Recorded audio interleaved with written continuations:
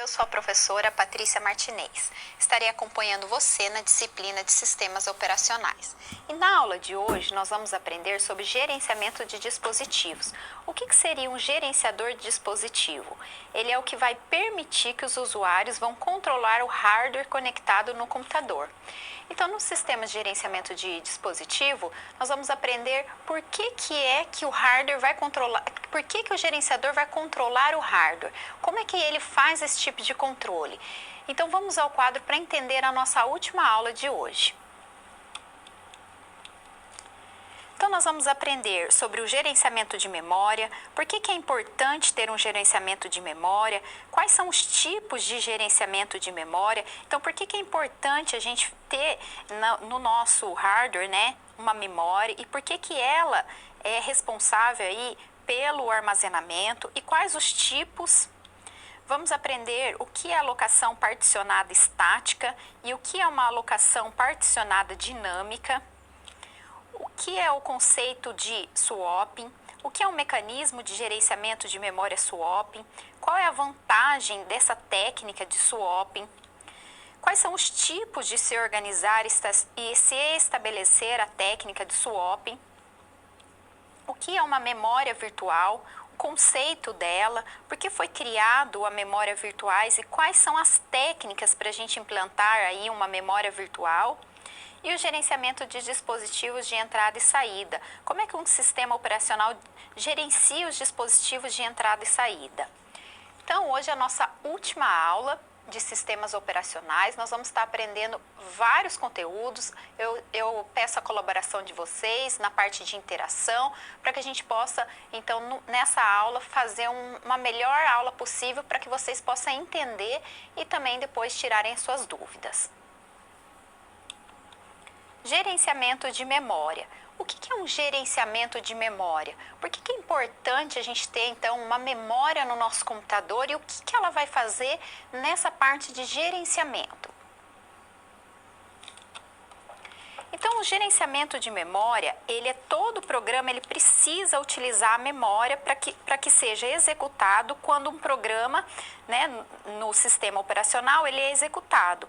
Então, ela vai ler, criar um processo, sendo o programa uma noção estática e o processo o programa em execução, que é criado em armazenamento primário e após isso recebe, então, um espaço na memória. Então, de acordo com as tendências de mercado, os dispositivos móveis ganham funcionalidades que vão além de simplesmente realizar chamadas telefônicas e enviar mensagens instantâneas.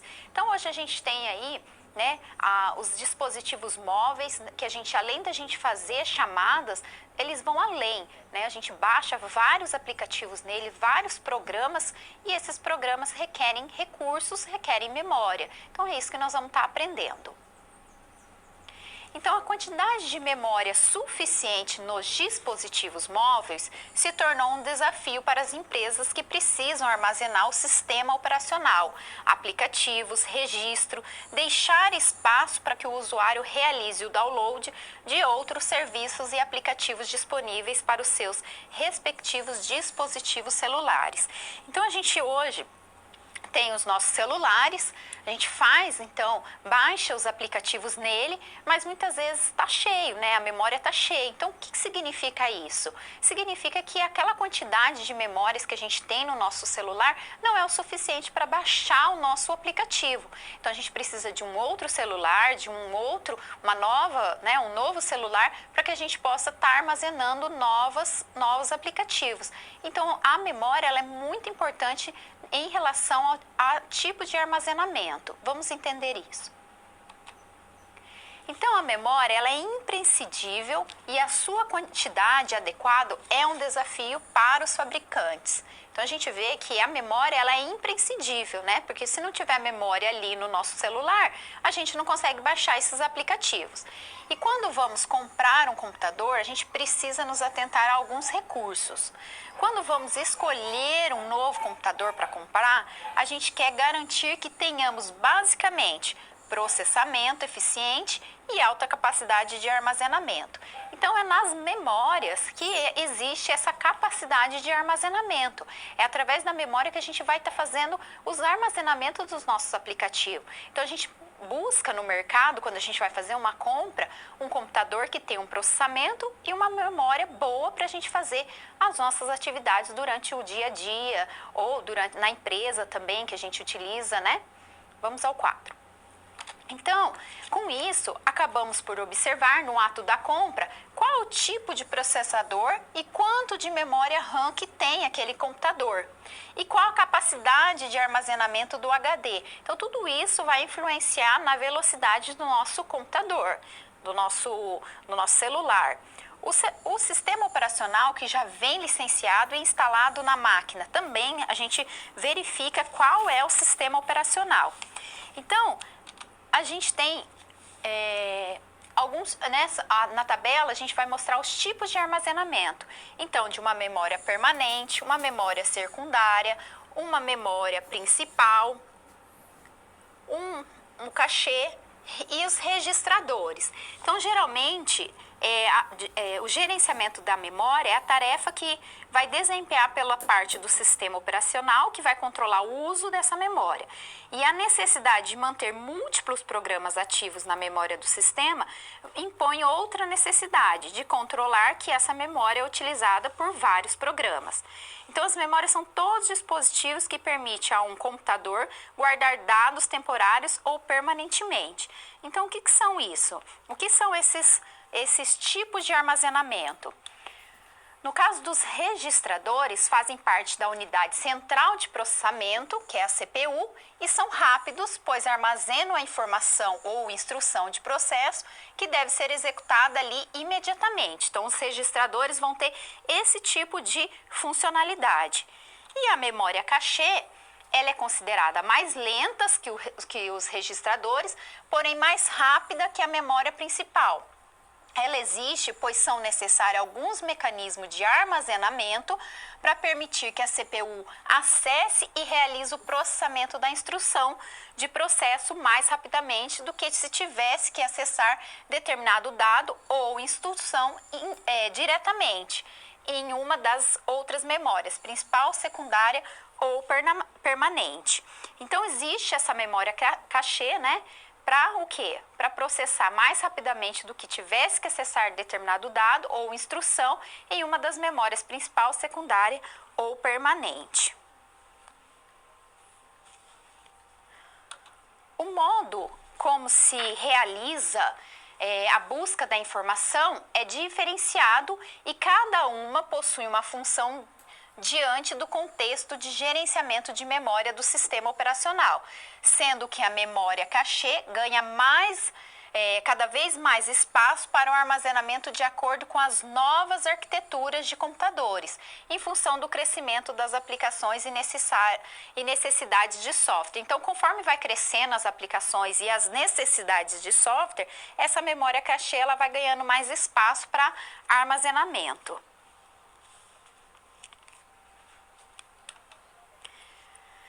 E a memória principal, conhecida também como de armazenamento primário, também pode ser conhecida como memória central, é uma memória de rápido acesso e que armazena os dados, informações, programas, dados de entrada e saída.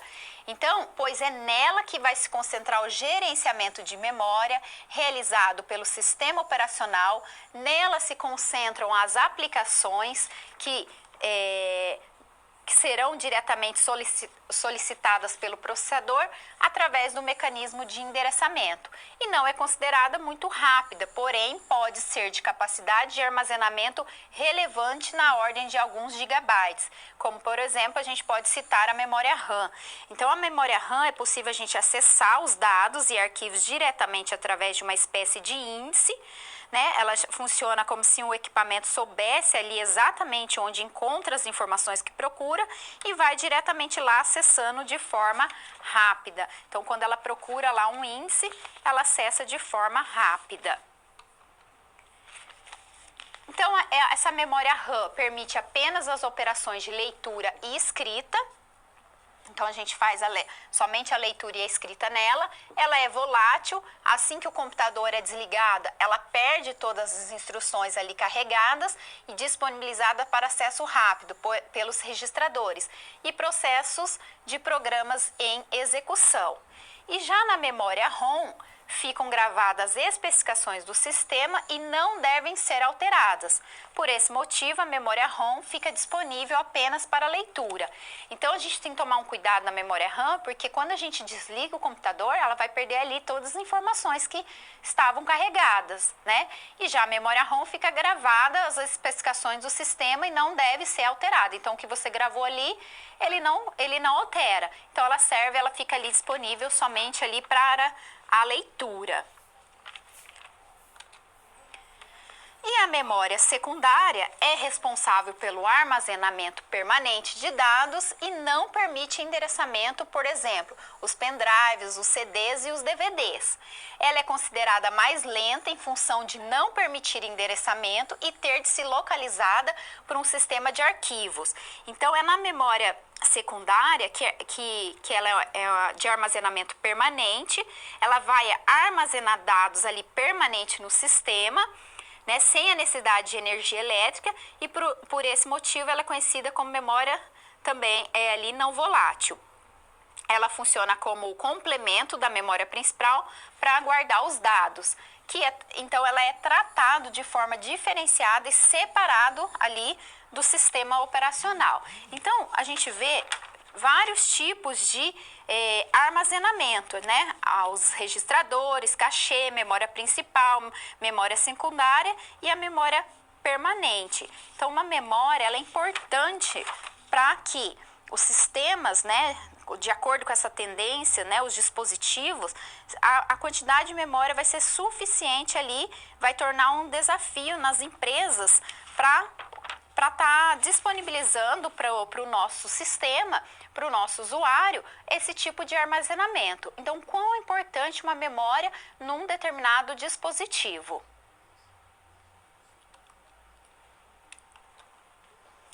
E existe então, tipos de memórias, né? Memórias que vão conhecer também os conceitos relacionados, então, as informações, né? Os tipos de memória. O que seria esses tipos de memória? O que seria um tipo de memória lógica? E o que seria um tipo de memória física? Vamos entender isso. Então, o sistema operacional, ele reconhece as informações de cada tipo de memória segundo a sua hierarquia. Vamos conhecer também os conceitos relacionados à memória lógica e física. A lógica, ela é atrelada ao endereçamento realizado à busca da informação pelo processo e se dá através do endereçamento lógico que uma instrução ocupa em memória. E estamos nos referindo às instruções de máquinas em que há a manipulação de dados contido nas variáveis indicadas nas aplicações, né? Então, uma memória lógica aí, ela vai estar atrelada ao endereçamento, né? Ela busca pelas informações pelo processos, né? Através do endereço lógico que uma instrução ocupa ali na memória. E a memória física, ela é a referência que se faz ao tipo de memória em que será armazenadas as informações. Então, a unidade de gerenciamento de memória, também conhecida como MMU, que é a função de mapear os endereços lógicos que estão nas instruções das memórias físicas. Então, o MMU, que é a unidade de gerenciamento de memória, ele é responsável pela coordenação do funcionamento ali da memória. Então, a memória física, a gente tem a memória física, que é o nosso hardware, e a memória lógica, que a gente vai estar conhecendo como uma memória virtual. Na figura, a gente apresenta o fluxo que envolve o processador, a unidade de gerenciamento de memória e o dado de armazenamento de memória. Então, a gente tem o processador, a unidade de gerenciamento de memória, então ele vai ser o responsável pela coordenação do funcionamento da memória, e a nossa memória.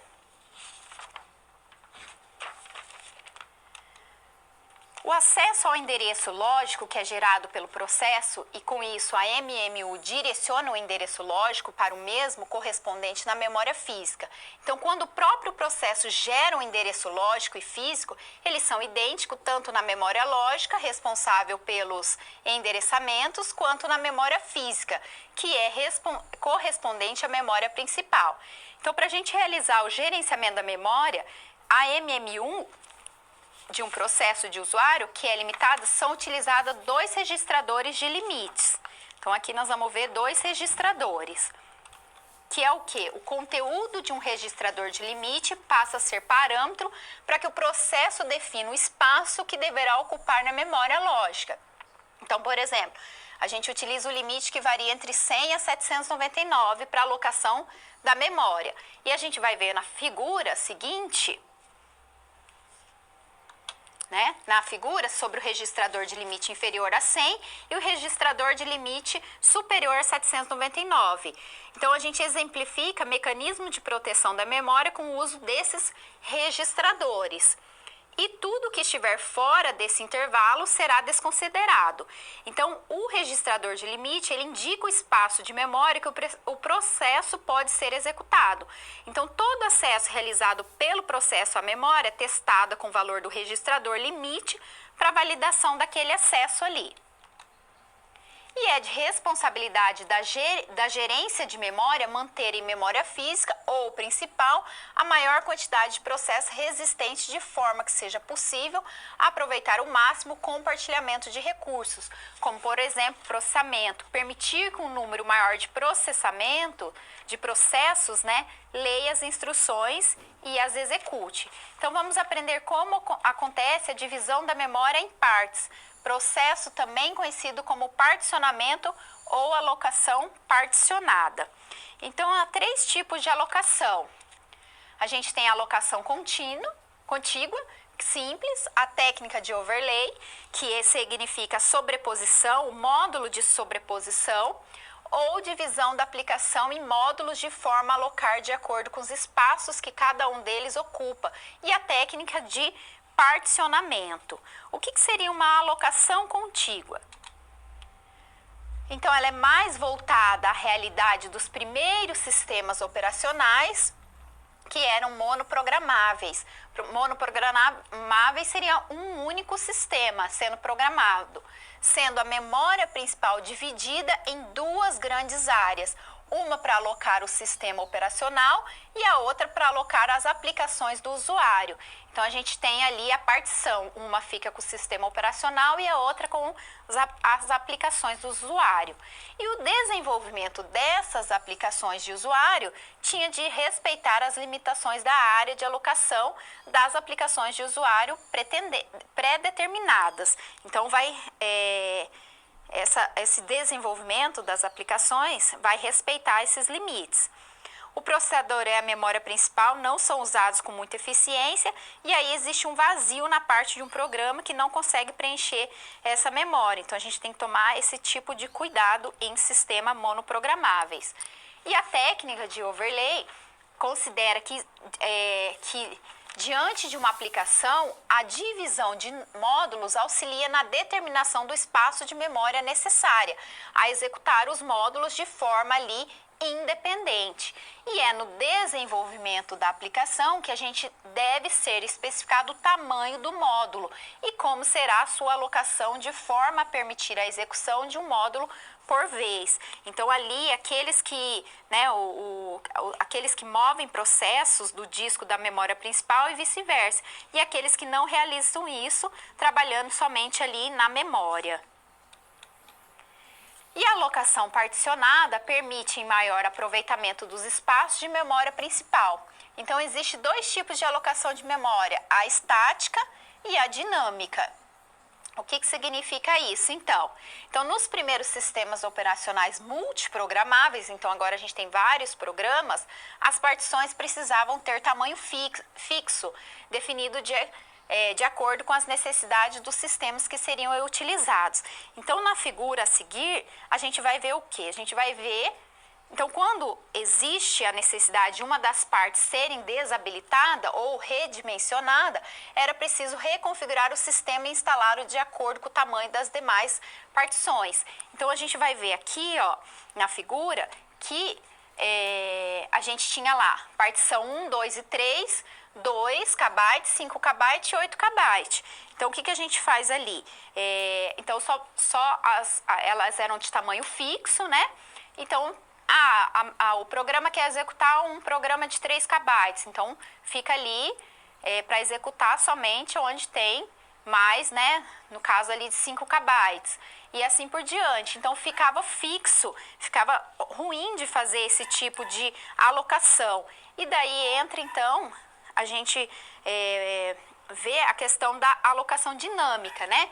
Quando a gente trabalha sobre a perspectiva da alocação particionada dinâmica, a gente elimina a obrigatoriedade de definição do tamanho das partições de acordo com o tamanho dos programas que serão ali instalados.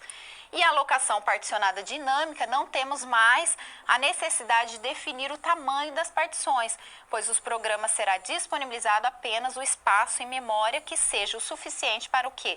O seu armazenamento. Então ali a gente vê uma diferença nessa questão de particionamento. Quando a gente fala em dinâmica, a gente tem então que não precisa ser fixo mais, e assim fica mais fácil do programa ser executado.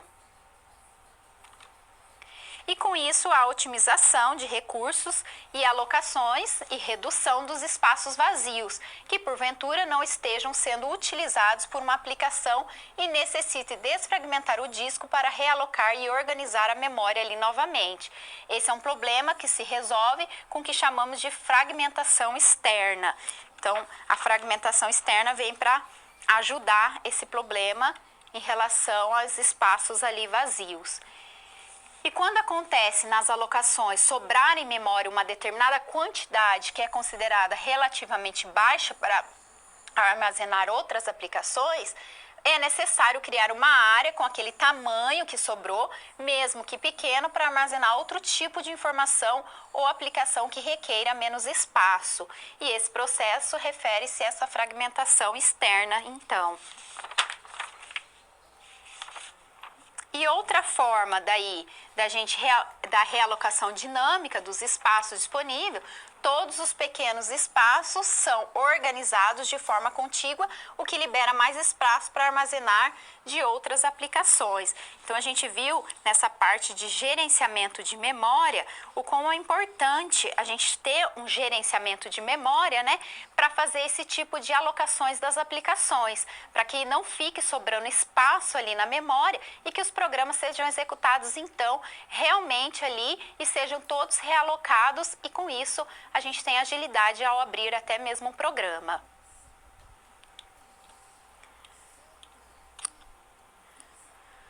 Conceito de swap. O que seria um swap? Swap, na verdade, na parte de inglês, seria troca. O que seria, então, essa técnica? O quão é importante a gente ter essa técnica de swap dentro do gerenciamento de memória? Vamos entender. Então, um conceito que está diretamente relacionado aos espaços reservados em memória principal para alocar processos resistentes e em determinado momento precisam ceder esse endereço ou posição de memória a outros processos não residentes. E como ocorre esse mecanismo de gerência de memória? Então, quando falamos em técnicas e mecanismos de gerência de memória, é importante a gente conhecer o swap, né? Que é uma técnica onde o sistema escolhe um programa residente que é levado da memória para disco, retornando para a memória principal RAM, como se nada ali tivesse acontecido.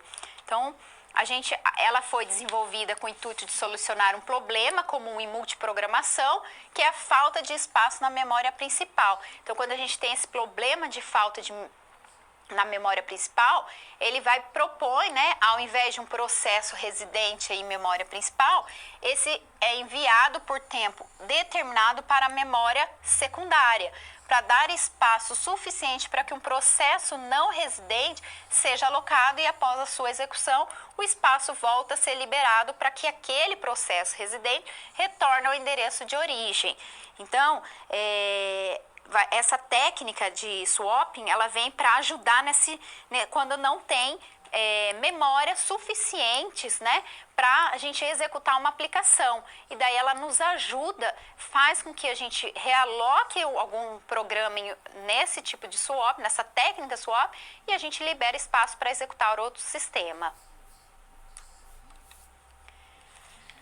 E o sistema escolhe um processo residente que é transferido da memória principal para a memória secundária, swap out, né?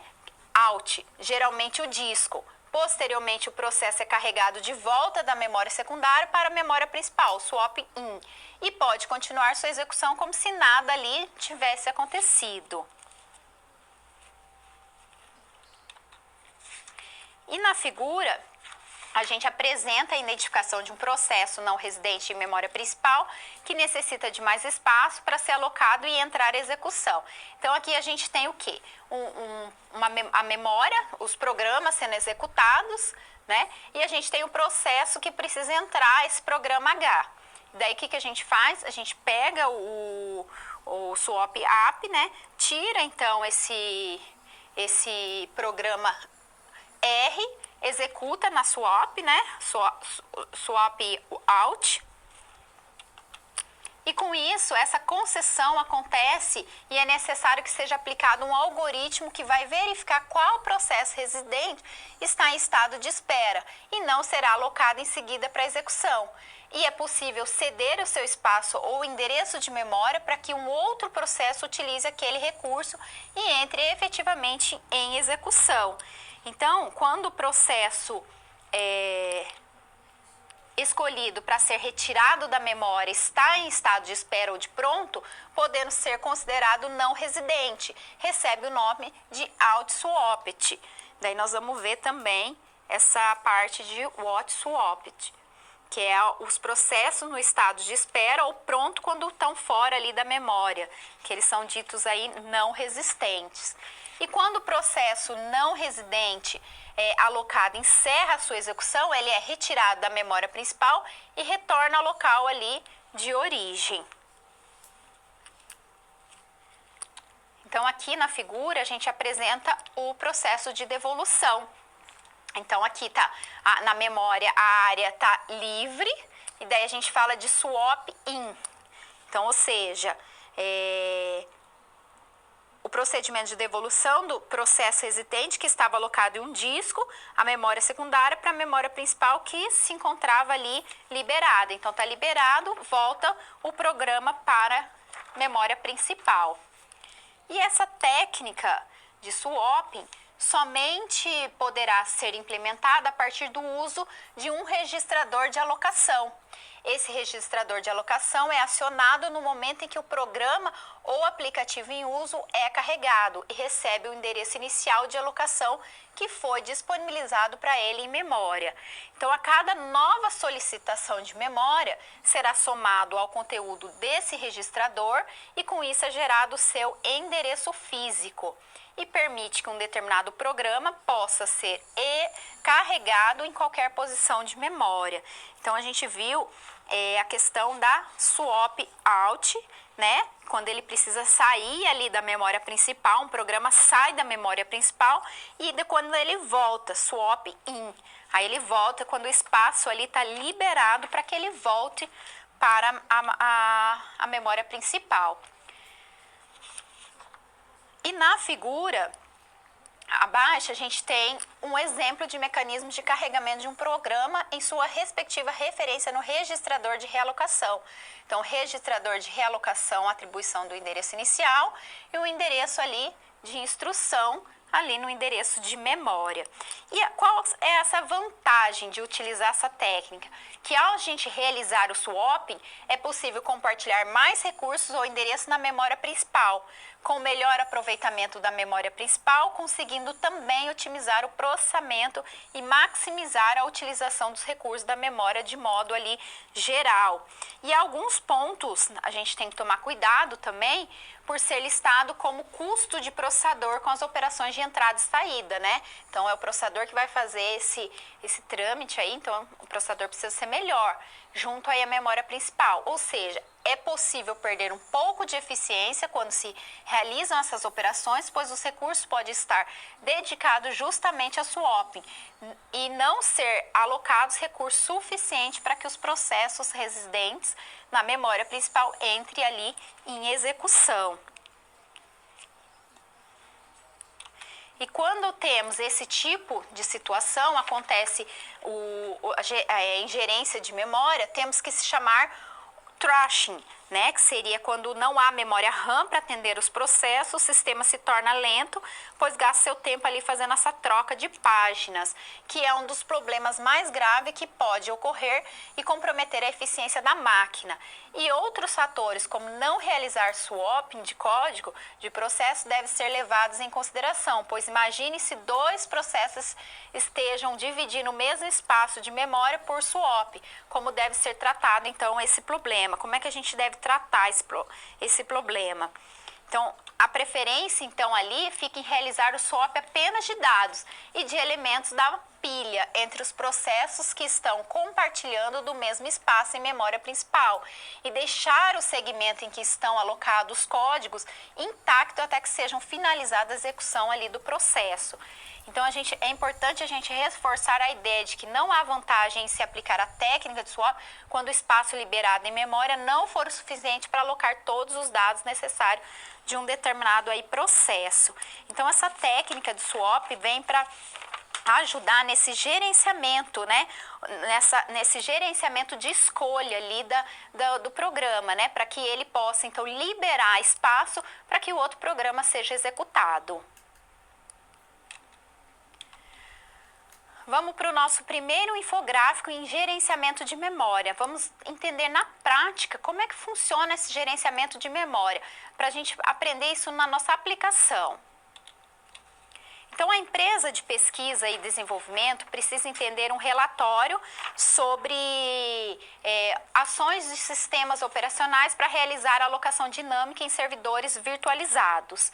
E quando se trata de virtualização de servidores, temos gerenciador de tarefas de distribuição de recursos entre as máquinas virtuais ali criadas. A gente precisa verificar de que forma acontece essa gerência no que tange aos recursos de memória e de processamento. Como é que é a gerência de tarefa de distribuição no que tange a memória e o processamento?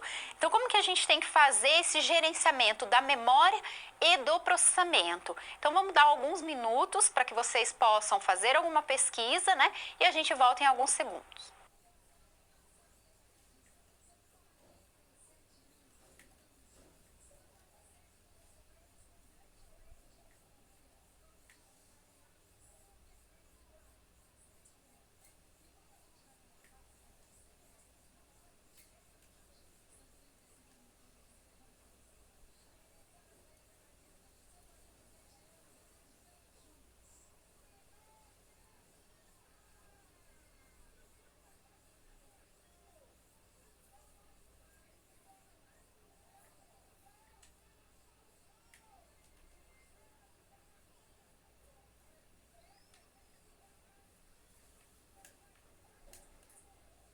Então, como é que a gente pode fazer esse tangenciamento entre a memória e o processamento? Vamos entender isso na prática. Então, o passo será o seguinte: a gente vai iniciar os recursos e adicioná-lo ao pool de recursos disponíveis. Vamos notificar os dispositivos e aplicativos registradores sobre os recursos iniciados de forma que esses dispositivos e aplicativo possam ajustar a sua alocação ali de recursos. E no caso dos processadores, a gente inicia um balanceamento de recursos do sistema de devices drives, que são as unidades de dispositivos participantes, para que possam desconectar e reconectar seus manipuladores de interrupções de hardware e fazer uso dos novos recursos. E esses dispositivos não participantes não estão incluídos, de forma que a realocação não vai interromper ali os seus serviços. E no caso de pontes de hospedeiros de entrada e saída, a gente vai verificar os dispositivos conectados ao novo barramento de entrada e saída, iniciar um novo balanceamento de recursos e, na conclusão dessas etapas, notificar o processador de serviços que a inclusão automática ali foi concluída. E daí, em seguida, a gente então a gente sabe, né, como acontece com a adição dos recursos e temos também a possibilidade de realizar a substituição. que essa substituição automática está disponível apenas para memória e processadores e apenas quando o recurso de substituição é idêntico ao recurso original. Então, isso seria no caso daí da memória. Vamos entender então um pouco sobre o processador. Como é que a gente pode fazer em relação ao nosso processador? Então, o processador ele controla a operação de substituição por meio de seleção dos recursos sobressalentes, disponíveis e necessários, e ativação e inicialização dos recursos. Com memória, o estado dos módulos de memória antigos é copiado para os novos módulos de memória. E isso é feita, então, a notificação do Windows, né? Sobre o eminente operação de substituição, o sistema operacional ele entra no estado de suspensão, os processadores, o sistema e o firmware do sistema copiam o estado dos processadores antigos para os novos. E com a memória, todas as alterações de estado são copiadas para novos módulos de memória. E mapeamento dos recursos de substituição para partição de hardware e substituição dos recursos, então, antigos.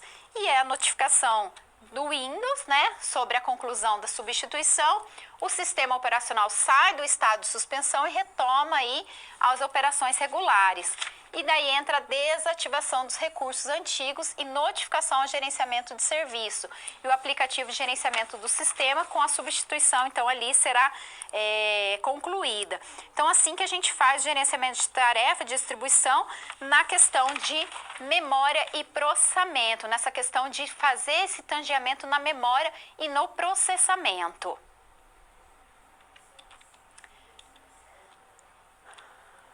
Vamos para a nossa primeira interação.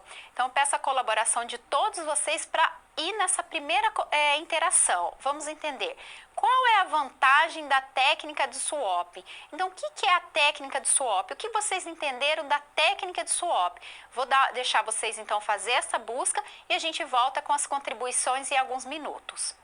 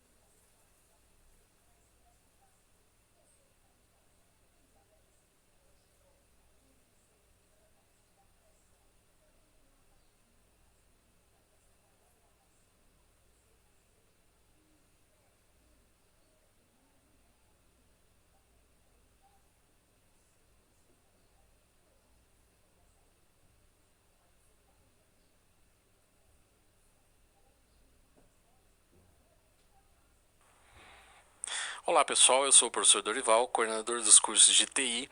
Estou aqui roubando uns minutinhos da sua interação, a aula da professora Patrícia, para dar 2 recadinhos para vocês. Então, o primeiro é um programa que nós estamos lançando de certificação com a Google e a Capgemini. Tá? E vamos ali para o slide, olha só que interessante.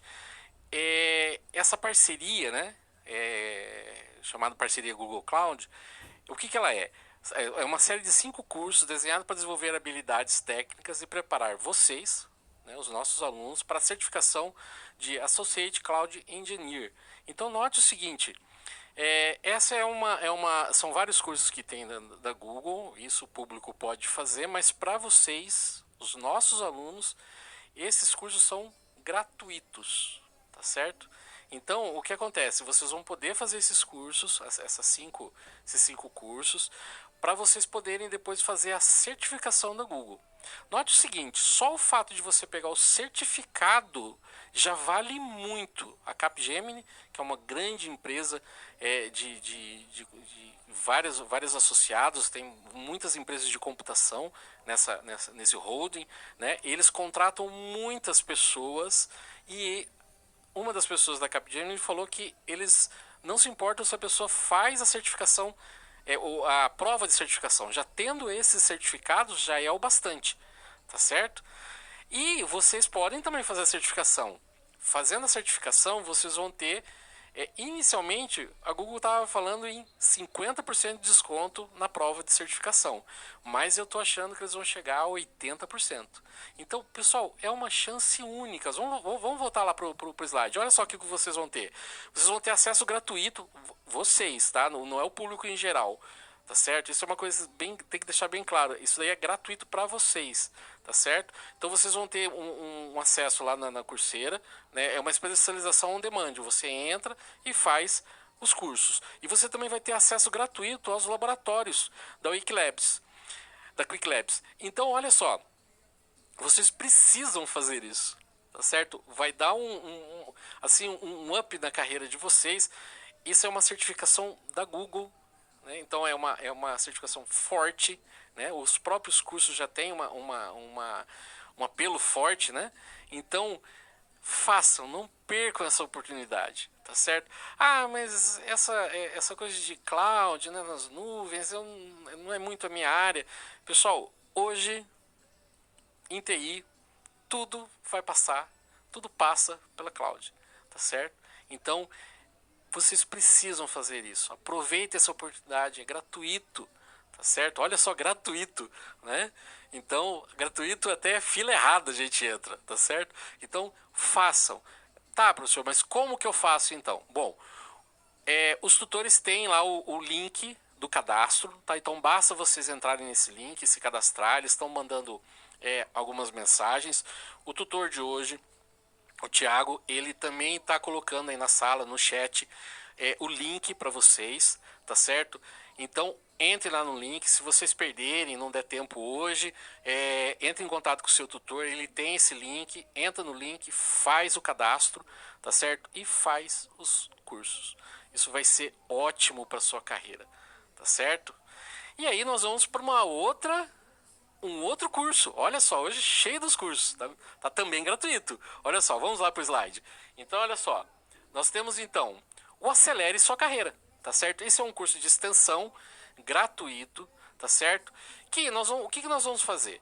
Nós vamos pegar nas próximas semanas, vocês vão ter aulas de 1 hora, tá certo? Onde nós vamos resgatar conteúdos lá de trás, tá certo? Então, lá do primeiro semestre, dos semestres anteriores, nós vamos, como se colocasse numa sequência bem interessante para você acompanhar e para você relembrar, tá certo? Então, você vai se formar, você vai já tá procurando seu emprego, às vezes vai fazer um concurso, às vezes tem que fazer um teste na empresa. Então, isso aí é para trazer de volta aí os conceitos, às vezes estão meio escondidos, meio esquecidos, né? Faz tempo que você não vê. Então é importante também fazer essa vou dizer capacitação, né? Então assistir essas aulas. Tem ali algumas avaliações, é claro, e uma coisa muito interessante, se você tiver lá 60% de aproveitamento, né, nas avaliações, você tem lá um certificado de 40 horas de ACO. Olha só, 40 horas de ACO, tá certo? Então não perca também essa oportunidade, isso vai servir muito para a sua carreira. Hoje nós estamos falando de carreira, né? Então nós temos lá a certificação do Google, nós temos esse projeto de extensão, e são todos gratuitos, tá certo? É só fazer, é só estudar a mais, você vai ter esse a mais aí no final da sua graduação. Então, olha só, vamos voltar ali para o slide. Para você participar, então é necessário você realizar a inscrição. Os tutores também A distância estão mandando para vocês, eles têm essa informação, caso se perca hoje, você pode entrar em contato depois com o seu tutor à distância, eles vão te passar esse link para fazer o cadastro, né, a inscrição, você tem que preencher lá, né, os dados, né, o polo, o projeto, que é o que você tem que colocar, e o CPF, e você vai selecionar lá, né, o projeto de acordo com o seu curso. Então, no nosso caso, né, é Acelera Sua Carreira ADS, tá certo? E assim se inscrever. Tá? Após a inscrição, o curso estará disponível no seu Colaborar. Veja só como que é simples. Fazendo todo o processo, assistindo as aulas, fazendo as avaliações, mais 60%, 40 horas de carga horária ali na ACO. Além disso, você tem um conhecimento, tá certo? Lembra, você vai precisar fazer um resumão aí, né? Você pode fazer uma prova de uma empresa, um concurso público. Então, esse conhecimento é muito importante para você. Tá ok? Bom, pessoal, eu vou me despedindo aqui. A professora Patrícia já está voltando aí do nosso momento de interação. Eu entro aí numa outra oportunidade aí com novas notícias. Tá bom? Até mais.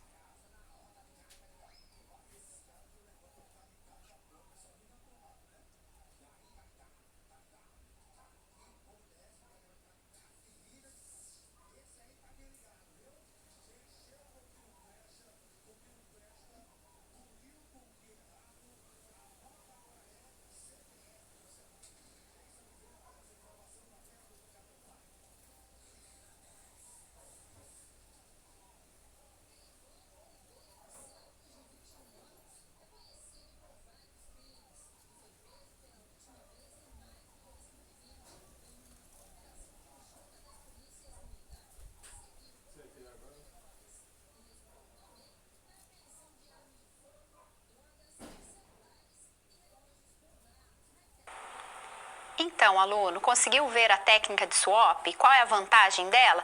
Eu vou estar lendo aqui, então, uma interação para vocês. Então, essa técnica, apesar de aproveitar as partições maiores, acaba deixando espaço livres, grande o suficiente para que outros programas utilizem na memória, diminuindo a fragmentação. Então, nessa técnica, ela é importante, né? Por quê? Porque ela consegue, daí, liberar espaço para que outras aplicações executem. Vamos para o nosso próximo conteúdo.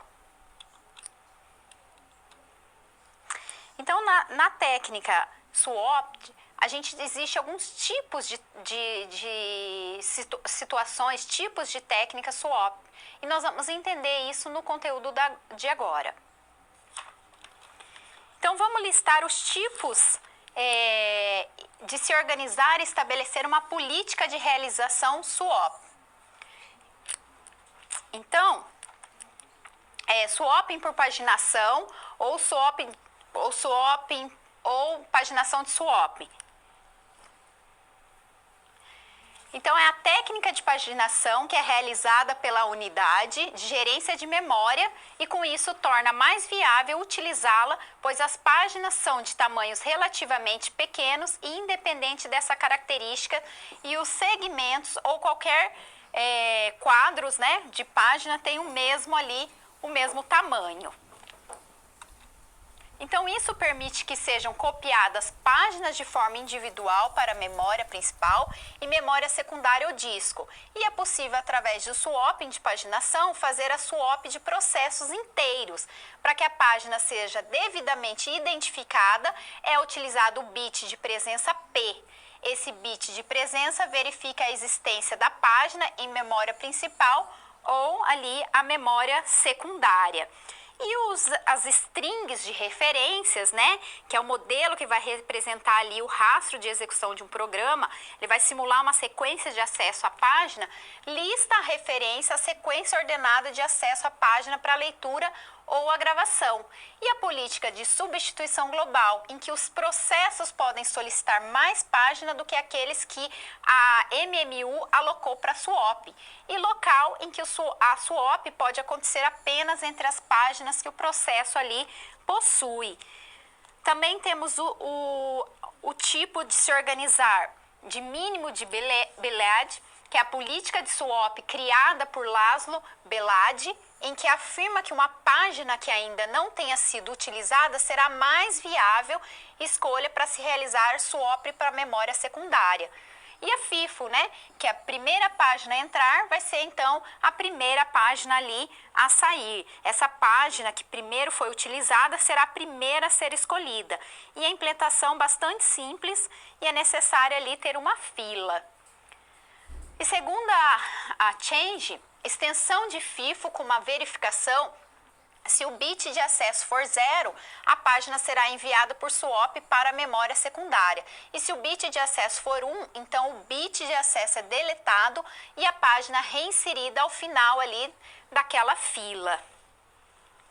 E o algoritmo de relógio, né, que infere em mais uma análise sobre a política da segunda chance, pois organiza a partir da ideia de ponteiros do relógio as páginas ao seu redor e se for preciso realizar swap em memória secundária, a gente tem aquela página que está sendo apontada para verificar o bit de acesso. O objetivo então é eliminar aquela movimentação de página do segundo change, evitar o retirar da fila e reinserir no final da fila, organizar as páginas de todos os processos em uma fila circular, que é o nosso algoritmo de ponteiro. O conjunto de trabalho define como um conjunto de páginas que o processo utiliza em um determinado intervalo de tempo. E a frequência de falha, a partir das falhas de paginação entre os processos, a tendência nessa política é verificar se há páginas sem uso ou com pouco uso. E se houver, será feito então o swap para a memória secundária das páginas sem tanta utilidade, né? Pertencentes ao processo que apresentou mais páginas, residentes então em memória principal do que em seu conjunto ali de trabalho. E segmentos paginados representam segmentos dos espaços de endereçamento e se esses foram relativamente grandes, a sua paginação a fim de torná-lo menor. E os arquivos ali, então, mapeados na memória. Uma vez que um arquivo ele é mapeado, esse será armazenado. A alocação de página para um determinado processo ocorre toda vez em que há uma solicitação de mapeamento de um arquivo ali na memória. Então, a gente tem vários tipos aí, né? Vários tipos de se organizar e estabelecer uma política de realização de swapping. E essas são algumas técnicas aí. Então, a gente tem a cópia na escrita. Então, por exemplo, a fork, né, em que cria um processo filho, que é a cópia do processo pai. Porém, o que há em termos de swap é a cópia no mesmo segmento de memória, tanto no processo filho quanto no processo pai de seu mapeamento de endereço em memória virtual, sendo apenas liberado para leitura. E caso aconteça tentativa de gravação, há uma interrupção e será registrado ali na MM1, né, que é nosso aí... nossa parte de gerenciamento. E o desempenho, que daí faz referência direta à eficiência e aos cuidados na escolha da política de substituição local e global. Então, são considerados aí os fatores tempo de acesso e o thrashing, onde uma grande quantidade de recurso computacional é utilizada para fazer uma quantidade mínima de trabalho. Então, é a excessiva transferência de páginas, segmentos entre a memória principal e a memória secundária. E em qualquer caso que se existam mais processos para serem executados, que a memória real disponível, a única solução é expandir a parte da memória principal. Então, a gente viu a forma de se organizar e estabelecer uma política de realização de swap nessa seção, nessa unidade, né? O quão é importante a gente fazer esse tipo de técnica, né? Para a gente coordenar as paginações. Vamos ao próximo conteúdo. Memória virtual. O que seria, então, uma memória virtual? Qual é o conceito da memória virtual, então, na questão de sistemas operacionais? Vamos entender. Então, ela está fundamentada, né, em desvincular o endereçamento feito pelo programa dos endereços físicos da memória principal. E o conceito dela foi criado para solucionar alguns problemas como de fragmentação do disco. Então, a memória virtual também é útil quando se utiliza a técnica de overlay, né, que seria aquela técnica de sobreposição. em que apenas parte de um processo é dimensionada e alocada a uma área de memória principal, sendo esse processo parcial dividido em módulos. Porém, pode faltar recursos para alocação, né, alocar os processos ali e ainda divididos em módulos, que um espaço que seja suficiente. Então, a gerência desse serviço ali é mais complexa. E a memória virtual é uma técnica sofisticada, poderosa, na parte de gerenciamento de memória, em que as memórias principais e secundárias são combinadas, dando ao usuário a ilusão de existir uma memória muito maior que a capacidade real da memória principal. Então, aqui a gente vai ver que a gente vai dar ideia como se as memórias